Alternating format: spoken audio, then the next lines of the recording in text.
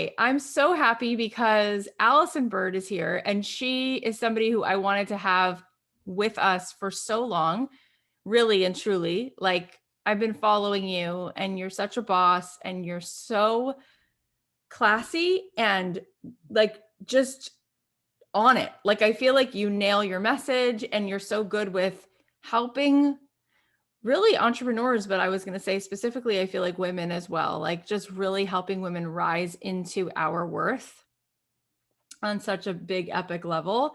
So before we talk about all of the sort of money mindset and strategies that you have, tell us a little bit about how you even got into this particular topic. Like, how did this become your focus? The thing? How did it Yeah. become the thing? Yeah, so when I started into entrepreneurship, I think I was like everybody else. I just had this big idea and I'm like, maybe I can sell it 2 or 3 times. Like I didn't even have a concept of a business. I had no idea of monthly recurring revenue. I had no idea of EBITDA. I had no idea of profit margins. I had no no understanding of that. And when people look at my life today and they're like, "Oh my God, like I heard you on NPR. I saw you on Forbes. I saw your Amazon Prime special if they're in the US." Like they think I planned for those things to happen. And Kathy, I know you and I understand that there's no success that's overnight. It all Right. takes diligence and resilience and persistence. And so I started with this idea that I would be a life coach. And I remember a comedian years ago at one of my first events told my story, and it was meant to be a joke, but it was to say kind of embarrassing is an understatement. It was very embarrassing. He said, so, and this is one of my first events, 400 people at the event, and I've given him carte blanche to tell jokes. And I'm thinking he's gonna tell funny jokes, favoring jokes. I don't know why I thought that. Oh boy.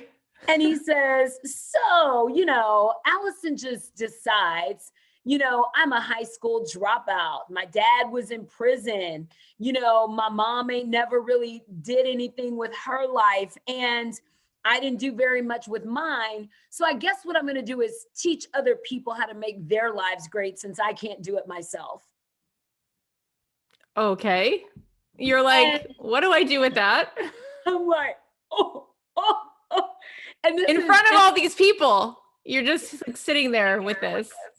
listen, and I'm there saying to myself at the time, the words imposter syndrome didn't exist in mainstream, but that's immediately what I felt. Of And course. and so the biggest gap for me in identifying what I truly wanted to do was I had occupational thinking. So I had always looked at everything from what was I being paid hourly, and then when I'd advanced into salaried roles, what was my salary? And so because I'd only at that particular point created $115,000 a year in a salary working for BlackBerry, I thought, okay, if I could just get myself to a state where I could replace that, I would be okay. And I think that's a smart concept. But the challenge is, as an occupational thinker, you are always thinking, how do I trade my time for dollars?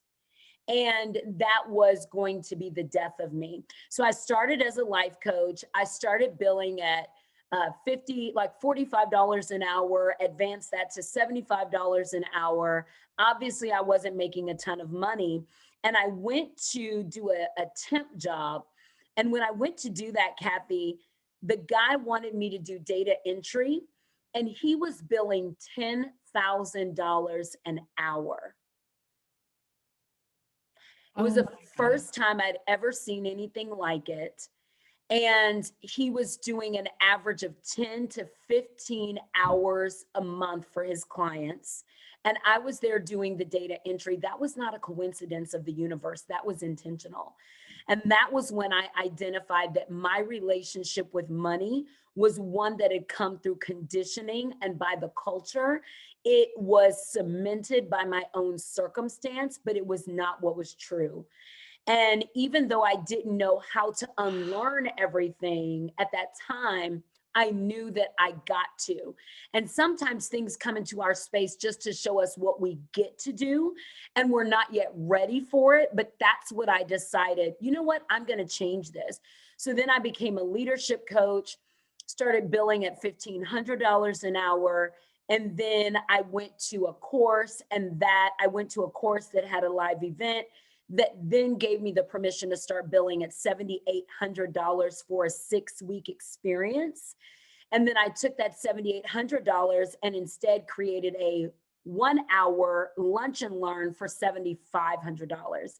And we started selling over 10 of those a month. And that's what shifted everything. Entrepreneurs started asking me, how did you do that? So I identified I was really strong with sales and enrollment. But as I started teaching people sales and enrollment, I realized that women specifically would not take my sales training and activate it because their relationship with money was so distant.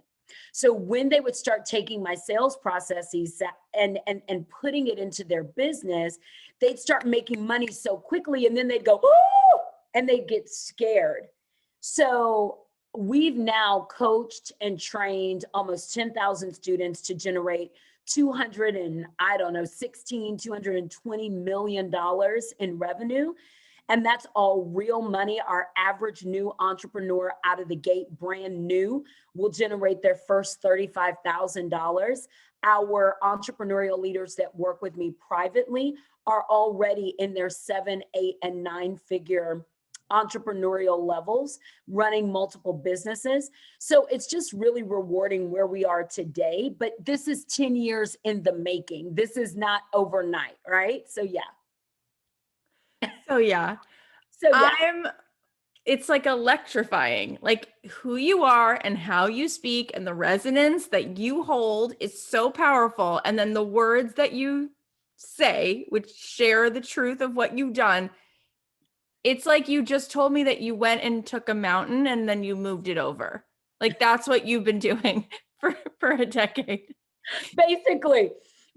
And let me say this, in the process, my mother got extremely sick, went into hospice, ascended into the afterlife. My fur baby got extremely sick, went into her own version of doggy hospice, and then ascended to the afterlife. My mentor that had been a direct influence over my life, we completely cut ties, and that was a heartbreak. The man that I thought I was going to marry 100 days before we were about to walk down the aisle, everybody knew. Facebook world knew, Instagram world knew, church world knew. We called off the end to that engagement because while he was a great man, he was not my husband. The man that came after him that I fell so deeply in love with and safe with decided that the best solution for him to reflect his love back to me was to sleep with one of my best friends. And so then I discovered that, and that heartbreak occurred. When that all happened, my energy tanked, my ability to lead tanked. People that were co-leading my business with me decided that they no longer wanted to be in business with someone that was sad and depressed and angry and unclear, because I was so grief-stricken and so heartbroken. So they left the business. So then my business that was thriving at level 10 went from level 10 to level 1. We suffered lawsuits. We suffered public shaming. And I suffered personal doubt, fear, anxiety, and even self-hatred. And all of that has happened in the 10 years that everybody looks at the glory. What they don't know is the actual story. And I feel like so many women judge other women's breakthrough, but they don't know they're been through. And you've got to look at what has that woman been through in order to get from where she was to where she is today. Don't look at our wins, look at our failures, look at what we overcame.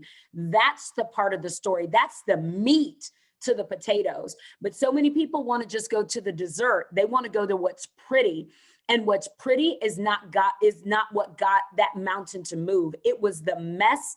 It was the messiness, and that often becomes our message, which magnetizes the movement, which is what allows us to then monetize successfully. But because many of us don't want to be messy, our monetization strategy often gets disturbed with us being too pretty in the market, which means we're unwilling to really say what we can do, who we can be, and really stand in our power. And that shifts how people, decide, can I pay you? Can I work with you? Can I trust you? Can I like you? Can I step in?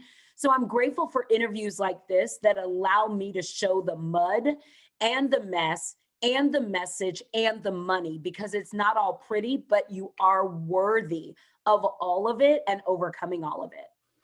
Okay, so here is the thing, is that I've done almost 400 interviews, and I feel like I'm sitting with the next Beyonce, Oprah, I don't know, fill in the blank. Talk about step into your power. You're on like another level. Like I'm a nice person, but I have not said these words to anybody. Allyson, I'm in awe. I'm sitting here just like witness to you, and the field of energy that you are swimming in is massive. It is incredible. And I have to like name it. I just have to name it right now. Okay, so that's what's here. Thank you for showing up here. It's so much what you just said, the truth, the vulnerability, the power, the bravery, and the brilliance. I mean, how you've been able to do this. And for the folks at home who maybe don't know the story, she also started as somebody who left high school and then was working at McDonald's, and then went back, got a college scholarship. Like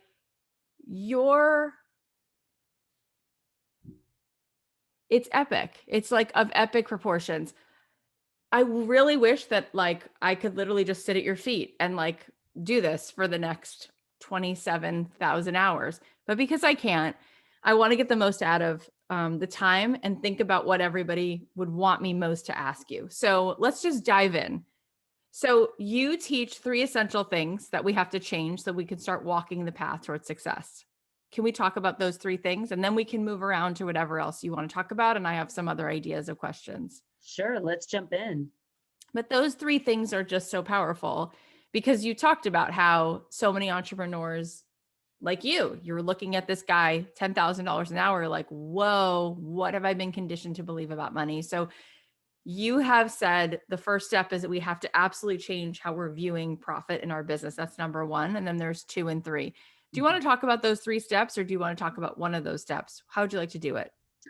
Let's talk about 1, because I think 1 is deep enough, especially for one interview, for any individual to unlearn. What I know about women is they're going to tap their partners on the shoulder like, hey, you got to listen to this with me. Okay. Because this is a breakthrough that many, many, many women and women identifying humans really crave. So I think we can go deep into that. Let's get it. Yeah. So the first thing that I want to say is I want to say a statement of disruption. And the statement of disruption that I want to say is that mediocrity is a habit. And when it comes to so good. It's like hearing a great song for the first time. You're just like, that's so good. Anyway, go ahead. I've never heard those words put together. How? Put together. They're so sexy together. So and what I know is that it's deeply unfortunate that many of us have learned the habit of mediocrity. And so what I'm going to say is going to be a disturbance to what you think. So it's first going to throw you off kilter in your head, because I'm not going to ask you to think like I think, but I am going to ask you to think about what you think about, and then identify, do those thoughts still serve me? Do they still work for me? The second part that I'm going to do is I'm going to touch your heart, and I'm going to actually go to the core of you. And for many of us, what's unfortunate is because we've had so many things that have been crappy in our own lives because we have so many things that we're dealing with, our own failures, our own broken hearts, our own empty pockets. We are distracted and we like to dispute when someone says something to us, but we cannot dispute when someone touches our heart. So I'm going to touch your heart and I'm going to invite your heart to be present with us. So that's going to be another point of disruption. And the third point of disruption is that I'm going to touch your soul. And your soul is when I move myself out of the way and I stop operating in my natural as a facilitator of this message, and the supernatural shows up, which means then God does the shaking. And that's the part where people go, because they start to feel God, or if you don't identify with the word God, you start to feel good. And many of us don't know how to feel good, and we don't know how to feel a lot of good. So I'm going to disrupt you, head, heart, and soul. And I'm going to remind you that you do not need saving because none of us are damsels in distress. So everything that I say is going to require you to pull on your own power, which is why I've got to do head, heart, and soul in order for you to have not just an understanding, but an overstanding of the message, which means what I say, you will feel so powerful in that you will stand over the circumstance of your life and begin to tell it to move. You will identify that your life circumstance is not your life sentence. So what you live today is not what you have to perpetuate forward unless you decide you're going to project it. So if you argue for your limitation and say, no, Allyson, my money is here, I don't have to view profit any differently, it is what it is, then we're going to let you own that. But if you give yourself permission to reconcile that what has occurred, what you've chosen has been chosen, how you've led your business, how you've been a leader for your team, how you've not led, how you've not been a leader for your team, how you've not been responsible in the mirror, and how you get to be responsible going forward. As long as you give yourself some grace there, you're going to really enjoy this interview. But the only time you're going to feel like, Kathy, I wish you wouldn't have talked to that lady, is when your ego is pushing against what's really possible. So when we start with this dialogue of can we view our profit differently, we've got to suspend mediocrity as a habit. We've got to stop being connected to our failures. And we've got to know that people feel very uncomfortable around women who don't hate themselves. And so what I'm about to share with you is going to push you into an awareness that there may have been some ways that you've been operating like you didn't like yourself, and it's impacted your relationship with money, with profitability. But don't worry, because over the next 20 minutes, we're going to unlearn that, and we're going to unfold some new ways for you to show up and show out in your own destiny. So I just like to give kind of that forewarning. See the comments. Can you even, my friend?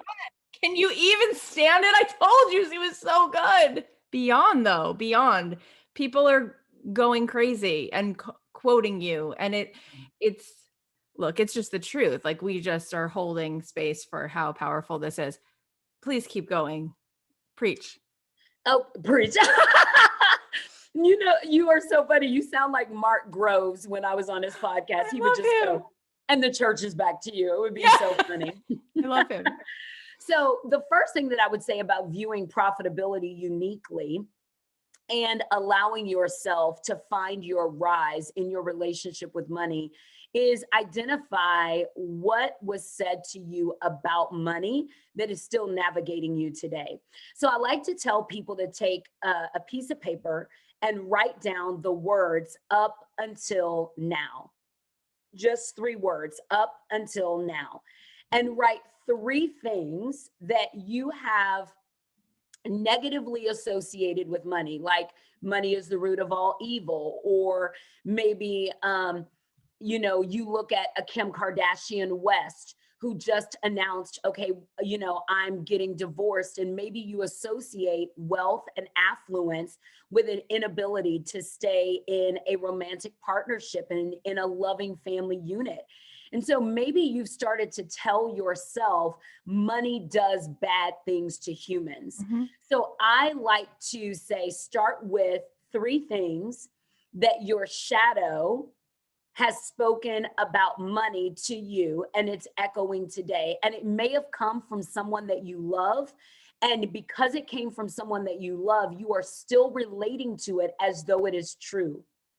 And it was true for them, but it doesn't have to be your truth. So start with up until now, 3 things. Then on the other side of the paper, I like for you to write the words from now on, 3 words, from now on. And then identify what are 3 positive associations that you can have with your vision for money. I'll give you an example. Most of us want to start with a positive vision for money in an altruistic or philanthropic way. So the first thing we want to do, Kathy, is give it away. And that is not necessarily the healthiest go to, because what you're saying is, I'm scared of it. And what works better for me, instead of having my own money vision, asking myself, what do I need to feel in order for me to accept richness, abundance, prosperity in my own life? What convictions do I get to have? What transformation is imminent for my relationship with money? And do I believe that that transformation is available to me and for me and through me? In lieu of us doing that, we start with, well, I'm going to give it away. And somehow we feel like that benevolence makes the universe look at us differently and makes the universe go, oh, I didn't know you were such a sweet person. Let me give you a couple of $1,000,000 because you're so sweet.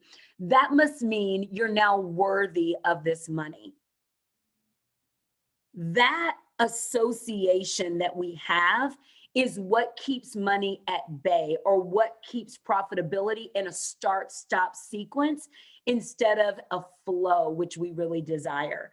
So I want to start with those awarenesses, and then let's keep unpacking from there. But I think if you can do that on a piece of paper, that's a great place to originate and allow your brain to start activating around, what am I thinking? Is my thinking mine? Did I borrow this thinking from people that I love and I know loved me, but they believed in a season that is not my own? My mother was born in 1951, Kathy. When she was born, there were still signs on doors that said Black people weren't allowed, for coloreds only. So when my mother raised me, she raised me through a veil of be invisible. She raised me through an identity of a father that retired making less than $5 an hour, but raised an entire family, bought a home with that salary. So those kinds of thought processes are still in me, and those ancestral resistances are still in me. And so the same is true, whether you're Black, whether you're Jewish, whether you're Asian, the same is true. And so we've got to know that in order to unwind that and unpack that and then find our best selves, you know? Oh, yeah. She ends with that. Yes, we know, we know all of it. It's like, we know that we didn't even know that we knew this. All of this just hits you right in the place where you go, yes, I know this to be true.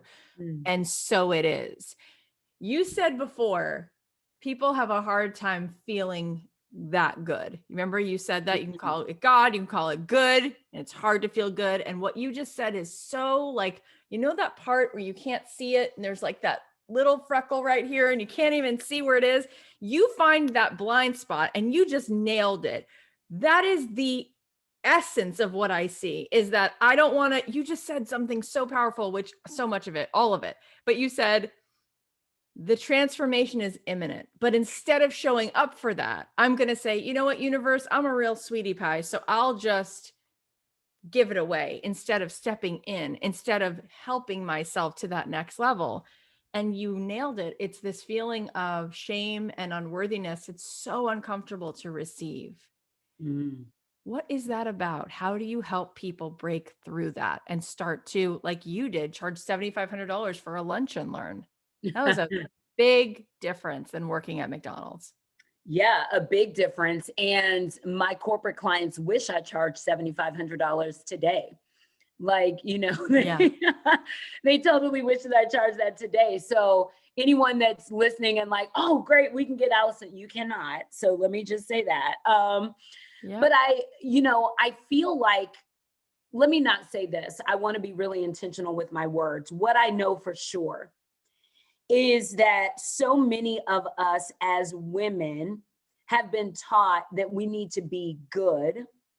And good has been synonymous with conforming and compliant. So when we are anything other than conforming and compliant, we feel bad. And the challenge is that none of us are the same. See, if both of us are the same, one of us is unnecessary. And we've all been designed as unique, unrepeatable miracles.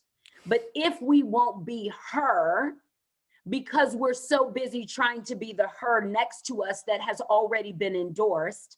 See, if I look and go, oh, it's acceptable to be a Black Oprah, then I'm going to try to do all things Oprah did, but Oprah's been done. If I go, oh, it's acceptable to be a Black Ava DuVernay, but Ava's been done. Oh, it's acceptable to be, if we're looking, if you go, oh, you know what? It's acceptable to be, who's the woman that wrote like Girl Wash Your Face, or Rachel Hollis. Rachel Hollis. So if you're a white woman, oh, it's acceptable to be a Rachel Hollis. So I'm going to wear boyfriend jeans and a plaid shirt all the time and say sassy things and duplicate that. But Rachel's been done. So the greatest breakdown is that we won't be ourselves. And when we do try to be ourselves, we think that the only way to be ourselves is to be a small version of ourselves. So what we pitch into the market is how broken we are. And we think that's the best way to make us relatable. But what makes me so relatable is my power. Because what happens is women see it and go, shit, that's in me. That energy is in me. I want more of that. See, but I don't show up as, y'all, we all suffer. We all have abuse and betrayal. I don't show up like that. I show up in my strength. I show up in my tenacity. I show up in my grit. I show up in my sensuality. I show up in my femininity. I show up with a dewy face right after an orgasm doing an Instagram live, like, hey, boo, hey. Like, I show up in all of that. And women go, how does that work? I want some of that. And that's what they start to crave. And so to me, how did I step into that? I started looking at what made me feel better and how could I feel good all the time, like all the time. And the way that I did that was I drew a triangle, and I invite anyone that's listening to do this, draw a triangle. And at the base of the triangle, write two words: life provision. Life provision is everything that you do that brings money into your world, that helps you live the life you want. But then on the right of the triangle, draw or write the words professional achievement. That's everything that you desire to achieve as your professional ego. So your professional self has a uniqueness that is not in your personal world. So on the left, write the two words personal fulfillment. And see, when I started in entrepreneurship, Kathy, entrepreneurship was responsible for everything. It was responsible for making me personally fulfilled. It was responsible for bringing me a sense of professional achievement. And it was responsible for putting money in my bank account and food on my table. So whenever entrepreneurship wasn't working, I wasn't personally happy. I felt like a professional failure. And then my money tanked to follow. But once I drew that triangle and said, wait, let me categorize. What are the things that bring me grace, ease, joy, and flow from a personal standpoint? What are the things that bring me visibility, notoriety, and advancement as the czar of my field from a professional stance? I'm going to do more of that. And then from a provision, financial, I'm making more money state, Let's look at what are the things that I can do that are the highest revenue producing activities only I can do. And whatever else I can't do, I'm going to find ways to outsource that as much as possible to free up my time as much as I can. We hear all the time that we all have the same 24 hours that Beyonce does. Not real. Beyonce has a staff of over 200 people. 200 people have 24 hours in a day. Most of them are dedicating 12 to 15 hours to Beyonce. Do the math. So her ability to touch, move, and inspire more people is predicated upon how she allows people to support her. And as women, we won't allow ourselves to be supported because we want to be a COE, a chief of everything, not a CEO, which is an enterprising officer. So you've got to not get your roles switched up, and you've got to allow yourself to move from being a COE to a CEO. So identify those three categories, and that's your pathway toward liberation. That's your pathway toward expansion. That's your pathway toward delegation. And that's your pathway toward financial autonomy, where you can do more, be more, and create more to have a life you love, and the life will love you back. Everything you say. It's like the song Everything She Does Is Magic. Everything you say is magical. It's like, it's not just the words you're saying, it's how you're saying the words. You're embodied in these words. Like these are the words that your heart sings these words. And just to witness that is like, it's rare, it's genuine, and it does disrupt, right? It definitely does. I feel like the biggest issue, which you just continue to drill into, the biggest issue that I see is people feel a sense of unworthiness, imposter syndrome. I feel like a fraud. Who am I to charge? And it's easy to look at you and just kind of be in awe. And then to feel a rising. I don't think anyone could be in your presence and not feel something starting to stir in a big way. But then the conditioning of our life, the conditioning of the thoughts that we repeat every single day, it comes back in like a tsunami, and we fall back into it. How do we not fall back into that an hour from now? How do we not allow that to take over and drown us tomorrow, but to really decide? Is it possible that we could decide right now that this is a breaking point? Like you said, I decided I want to feel good all the time. And when you said that, I'm like, is that even a thing? How can we actually do this so it doesn't just feel good right now, like a jolt, but it actually is something that we don't look back, and we take it and move into our power, like you said. Mm-hmm. Yeah, my team is conditioned to support me to feel good all the time. And they're conditioned to feel good all the time. I just had a private party here this weekend, and my personal assistant walked up to me and I said, "Do you feel good?" And she said, "I do." And I said, "Great." And then I asked her later that night, I said, "Hey, I found out such whatever it was." I said, "You didn't mention that to me." She said, "Because it would make you feel good." And I handled it. My executive manager that's on my team, she will start a sentence with, "This is going to make you feel really good." And then sometimes she'll start a sentence with, "I've done everything I could to bring you some data that feels good, but this doesn't. And I just need to know, are you in a space to hear it?" And I'm like, "Yes," or "No." So I've conditioned my world to really, I'm single and I'm newly dating, and there's a man in my life who's getting more time than other men right now on my rotation. And because we got to have rosters and stuff, in this day and age. When you in your 40s and single, you can't just let one man dominate. You gotta whatever your preference is on who you date, you gotta keep a rotation. Okay. I love you.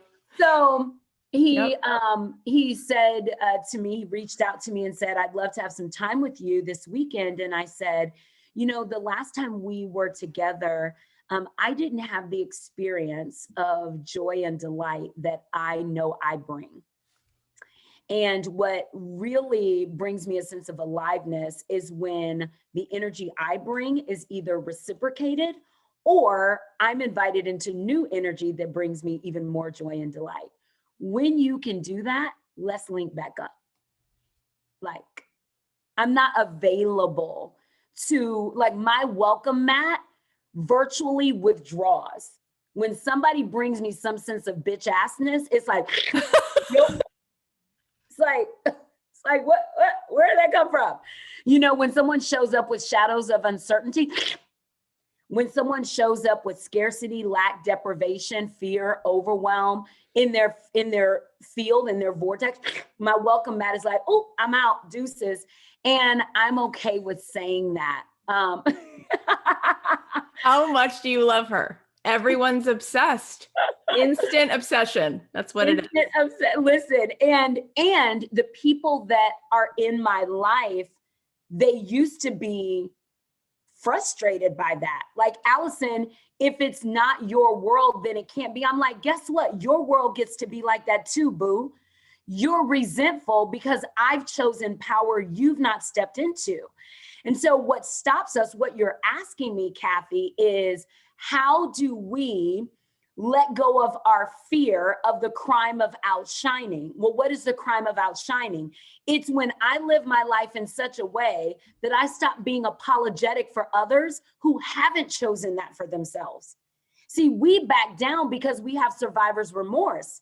We're the risen, and then we look at all those that haven't risen and we're like, oh, and we run back to go get them. Well, honey, you're running back without the elixir. What is the elixir? It's your own choosing. It's your own deciding. See, your elixir is when you are anchored in your own energetic field and you become unmovable, unwavering, and non-negotiable. How do I do that, Allyson? You do what I call incremental manifestations. What's an incremental manifestation? It means every time you manifest something you don't enjoy, you stop the moment. You just stop the moment. So if you're in a moment with your child and your child is doing something that you don't enjoy, and you identify that you're showing up as a parent that you don't enjoy, pause the moment and rewrite it right then. Baby, hold on. Mommy needs to get herself together. Like, I just need to get myself together. Then you state what you want. The experience that I want with you is, I don't care if that child is 6 months. I don't care if that child is 3 years old. I don't care if that child is 17. State it, because it's going to change your state. The experience that I want with you is to be joyful and loving and kind. I want to hear you. I want to receive you. I want to celebrate you. I want to acknowledge you. Who do I need to be? Now, the second part. So the first thing is to pause the moment. The second thing is to audibly state what you desire. The third thing is to identify what ego must you be in order to create that. So when I say ego, it means what state or what person or what variant or iterative of yourself must you be so that that can live. So that peace and joy and connection and acknowledgement can live. Who must you be? Okay. I must be open. I must be patient. I must be present. That's my problem. I'm not present. I'm with my kid, but I'm thinking about my Slack messages. Now I'm irritated because my kid is asking me to be who I freaking said I was going to be to bring them into this world. So give yourself permission to not pull out the boxing gloves, but instead rewrite the narrative. Pause, identify what you want, speak it audibly, identify the ego that can open up the environment for that to actually live, and then live accordingly. That's uncomfortable for people because they're like, that's a little bit too much responsibility. I wish my kid would just stop annoying me, or I wish my husband would just do the right thing, or I wish my team member would just be able to read my mind. Baby, it doesn't work like that.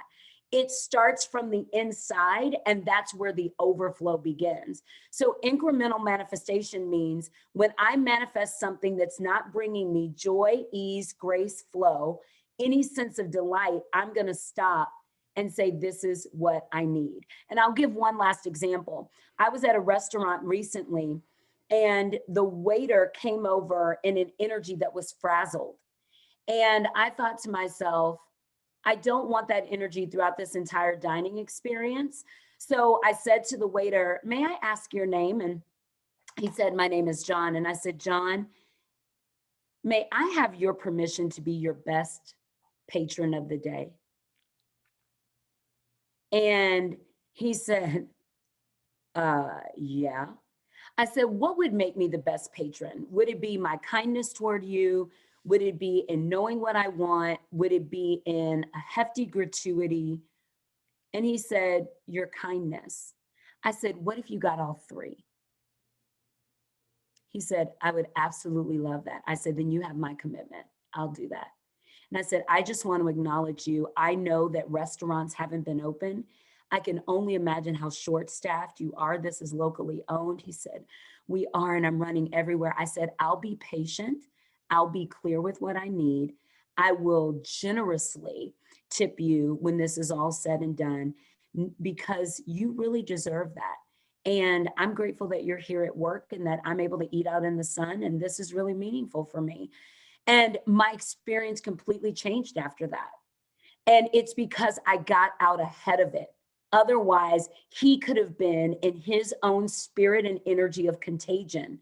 And before I know it, I walk away and I'm pissed at everybody. The ripple could have been that I take that piss offedness, take that to my executive manager. She then takes it to the client. The client cancels, the executive manager quits, my business break, like all kind of stuff. And we don't think about the ripple if we don't get out ahead of it and start being responsible for the incremental manifestations in our lives. That's what I would say would be the starting space. Okay. So how I feel right now is that I'm thinking the thought of what did I do to merit this conversation with you right now? That's how much I'm grateful to be sitting here. I'm like, what did I get to do to manifest you in this moment today? Do you want me to answer? Oh my God, I wasn't even asking you, but if you have an answer, I was just saying it to tell you really what I'm thinking. But sure, you have an answer for that? Sure. I do. I do. When I was, I think, I don't know if I was maybe 5, I was probably 4 or 5. I saw a woman sitting across the restaurant and I didn't tell my mom. I just got up, I walked over to her and I looked at her and I said, your daughter wants me to say something to you. She put her fork down. She looked at me. I proceeded to tell her what her daughter wanted me to say. And my mother comes frantically over. Oh my God, Allyson Octavia, what are you doing over here? This, that, the other. And the woman says, please don't take her. She's telling me what my daughter wants to say to me. And she said, oh, do they go to school together? My mom's like, I'm Linda. I haven't met you. And she said, no, my daughter passed away. And she said, wait, Allyson, what are you doing? And I said, her daughter is speaking to me. And so I'm telling her what her daughter said. And the woman says, she's telling me things that only my daughter would know. I was that age. I'm 43 today at the time that we're recording this. My mother was a single mother. My mother was very busy. She worked multiple jobs. She did not have time at that moment, Kathy, to stop and say to me, you know what, Allyson, we're going to create a discipline to where we allow your gifts to thrive and we allow you to roam about places and spaces and allow spirit to move through you. No, my mother yanked my wrist, moved me over and said, don't you walk away. Don't you leave this table. I could have lost you. Do you know how dangerous that was? And so it took me years to identify that my mother was not reprimanding the gift. She was just concerned about my safety, right? But what I learned at that moment that reprimand couldn't take away is that I only show up in people's lives when I'm an answer to prayer. And the answer that I am to prayer for women today is when they're saying, I am in the sunlight and I'm having an irritation by the spotlight. I see myself as bigger, as greater, but doing more is not attractive to me. And so I want to step into a supernatural way of being that allows my spirit and my energy and my person to be more impactful. But God in heaven, please don't nobody give me another task. I show up when people say the microphone that I've been speaking in is too small. It's time for it to be bigger. It's time for it to be amplified. There's more on the horizon. Like, I show up as a confirmation that everything that has been whispering in your ear is true. Everything that you've been perceiving that could be a physical asset, an investment asset, an opportunity for you to do something in your local city, your state, your region, a third world country that needs you, a partnership, a collaboration. It's possible. And whatever you've been desiring or even thinking that you deserve, you really do. So I show up just as that stamp, that final stamp that says, I'm going to stop contemplating and considering, and I'm going to start receiving and allowing.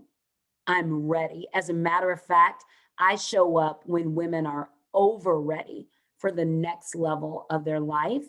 And so that's how you got into this conversation with me. Your next level is here, and you're ready to say yes. And the next level for your community, because there's no way your community would be witnessing this if it weren't time for your ascension. And then you just create space for them, because the moment you leave your current space, the vacuum opens, they ascend into theirs, and you ascend into yours. So that's why I'm here. Okay. So I literally have chills like from my feet to the top of my head. I lived in Jerusalem for 3 years. I went there for 2 weeks and I couldn't leave because it was a vortex of godliness, local call right there. And I stayed for 3 years. And what you're saying and how I'm metabolizing what you're saying is how I felt every day walking in that land. You are such a gift. I'm so appreciative and aware in this moment how awesome it is to be sitting with you. I'm amazed at that story. Everybody is like in tears, like retelling the words. They're just quoting you left, right, and center. That story of you at 5 years old. Amazing. You're so tuned in and so turned on to your light. You're such a channel. The thing that you were talking about with incremental manifestation is brilliant. What you just talked about in terms of stepping in and allowing and all of that it's everything. I think that there are so many of us who have been told that we have to earn it, we have to do more. And like you just said so beautifully, no, doing more is not going to cut it. It's going to have to go a different way. And I'm over ready, right? I'm over ready, right? We all, I think, in this moment listening are feeling that. When it comes to manifesting, I have seen this with women where we will allow in as much as we feel we've earned, right? So I've seen that with women in a certain amount in their career and in a certain amount in their relationships. And I think that there's a lot of parallels there. You, though, said to that waiter, what can I do to be your best patron? So I want to understand this because you're such a ninja. You didn't say, so I sat down, saw that he had a frazzled energy, and I was like, I'm out of here. I deserve more.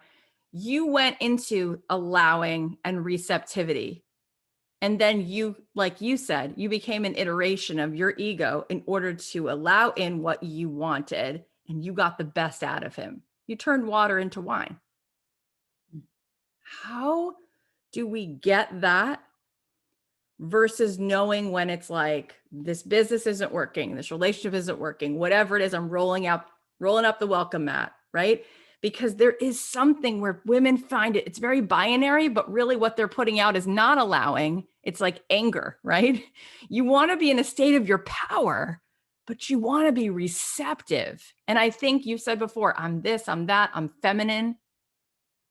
That is feminine, to be powerful and to be in a state of receivership at the same time. They're not mutually exclusive.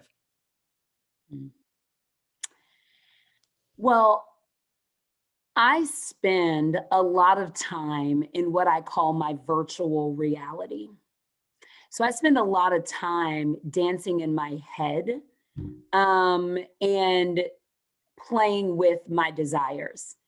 And, I think that people always say, oh, well, you don't have kids, or, oh, well, you're single. So, of course, you get to do that. And what I say to that is, regardless if we're single or married or children or no children or whatever that may be, the truth is the truth is the truth. And the truth is, wherever you are in life, your mind got you there first. So the best thing that you can do is mine, M-I-N-E, your moment that you're in. And many of us, the reason that we don't do very well with expansive manifestations is because we aren't in the moment. We're thinking about our past. We're concerned about our future, but the moment is lost.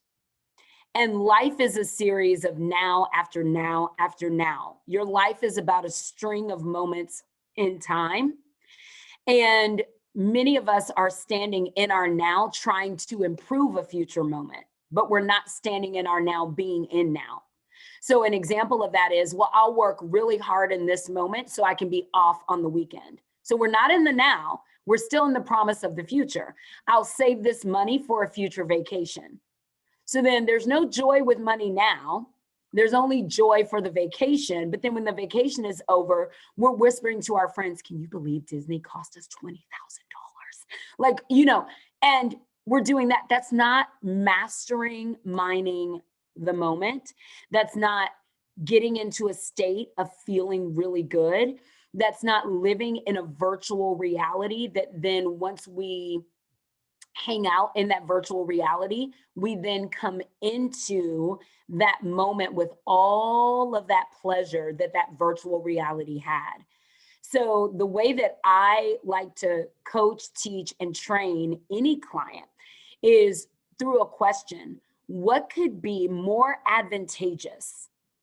What could possibly be more advantageous than to create moments in your daily practice to master a vibration that is advantageous to you? What could be more important? And then practice that until it becomes mastery and your strongest muscle. So you got to ask yourself, what could be more advantageous than to create moments in my daily practice that support me to master a vibration that is advantageous to me? You suddenly become the best leader of your business, the best influencer to your followers. You become the greatest to those you're in relationship with. Like, you start to live in a state of overflow. My mentor's wife told him, when she asked for a divorce, she said, you give the world the best of you, and then you give us the rest of you. And I don't want leftovers anymore. And then she asked him for a divorce. We are often always giving the world the best of us, then we give ourselves the rest of us, and then we require those we're in relationship with to take the scraps. And so we then take the rest of us in those scraps, and we wonder, why can't I piece a life together that feels good or that I love or that I enjoy? Well, that's why. So I would leave the audience with that question, because powerful people ask powerful questions. Questions steer our focus, because power is proximity. You're in proximity to me. You're in proximity to Kathy. You're in proximity to this answer by asking the question. What could be more advantageous for me, ask yourself, than to create moments in my daily practice that support me to master a vibration that is advantageous to me? For too many of us, that would sound selfish. That would sound self-centered. And because of that, we wouldn't even delight in the mental joy of what that would look like. And so then our muscle gets really weak there. And then we just find ourselves retreating back to old ways and norms that allow us to just be dim and beige when we were really born to be red hot. So that would be where I would leave people, Kathy, is that question, and just sitting with that and maybe using it in their journal, using it in their meditation. And I would say about 7 days. If you ask yourself every day for 7 days, by the seventh day, you will be at a breaking point to where you'll actually be able to break through. And that would be the beginning to me. Can I just ask you, what does that look like for you in your day? What's the practice that helps you step into that vibration? Yeah. For me, I do several things because anxiety can show up for me it can shapeshift. So it can show up with me being serrated, irritated. It can show up with me being very bossy, demanding, controlling. So when I notice that, and when I am those behaviors and those energies, the breakdown is the people around me aren't in their power, which means I don't have all the support that I need, right? Because they're not in their power, they're shut down. So I love to do shock showers, which is jump in a shower that's a bit cooler, right? Yeah. Refresh me. If anybody has ever studied the Wim Hof, practice, I love that. I love to do a 2-minute meditation on my Calm app. So I love the Calm app. I love to do that. I love to jump on my Peloton. I'm looking over here at my Peloton. I'll jump on my Peloton. And I will stop the day. There could be a meeting. And here's the thing. You may go, well, that's irresponsible if you have to cancel a meeting. Well, guess what? By the third time you cancel a meeting, you recognize you need a therapist, a spiritual coach, a life coach. You need somebody to help you. At that point, you start identifying this is not a healthy way to be. So if you give yourself permission to do it 1, 2, or 3 times, it won't become your way of being. It will just be the thing that got you to the lesson that then led you to raising your hand for support. So that's, those are things that I do. And of course, I do have a life coach. I do have a therapist, and they are very important for me. And I do have an executive coach. I have mentors in my life. So I use resets all the time. And many of us don't want to do resets. Why? Because we think it means we're saying we're wrong or bad or not good. And that's not true. It just means I didn't get out ahead of this moment. It's now becoming something that I don't desire. And so I'm just going to reframe the narrative, and I'm going to be happy in about 3 minutes. I'm just like literally like just in awe. Like I'm in awe and wonder. People are in wonder when they look at the Sistine Chapel or they go to see Notre Dame Cathedral or a million other things. And like there are people I'm literally in awe of. I'm just in awe. It's just like magnificent to hear you and just witness the way you speak and just all the things that come from your heart. It's really just so beautiful. Such an incredibly giant gift. So, thank you for all of this. Tell everybody, Allyson has to be somewhere in 2 minutes, so we're going to let her go. Tell everybody where we can find you, follow you, learn from you, work with you, any of the possibilities. Yeah, I love that. Thank you for asking. So, I give over a lot of my responsibilities to my team, but the thing that I don't give up is I don't give up my Instagram because I love connecting to my virtual family. I don't give up my email list. There's no way to join my email list for free because I believe that transformation comes through transaction.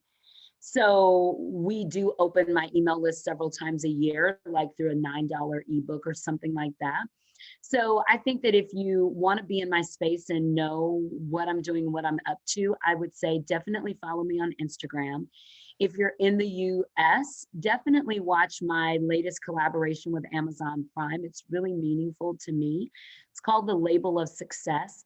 And I talk about what success or how success was introduced to me was not the success that I've lived. And I believe that's true for a lot of us. So I think it's deeply connecting and resonating.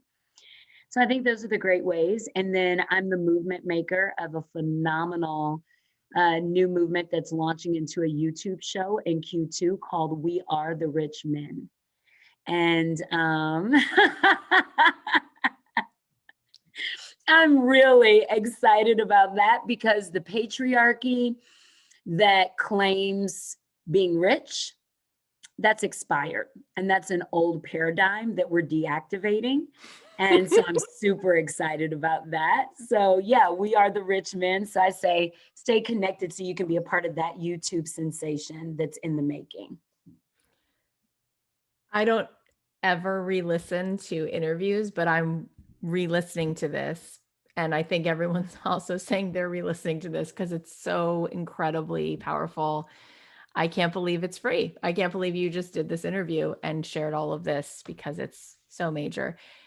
May you just be continuously blessed to have the greatest, highest opportunities to shine your very unique light.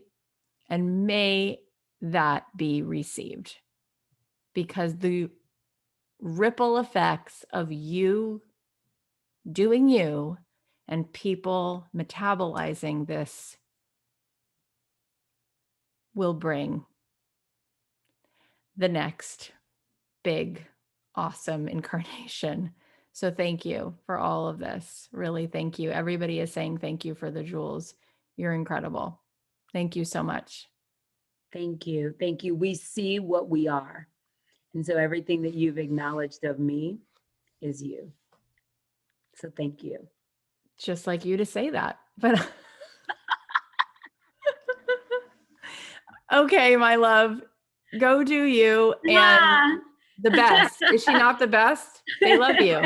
They love you. I love them back. I love them back. I can't wait to see the Instagram family grow. Yes.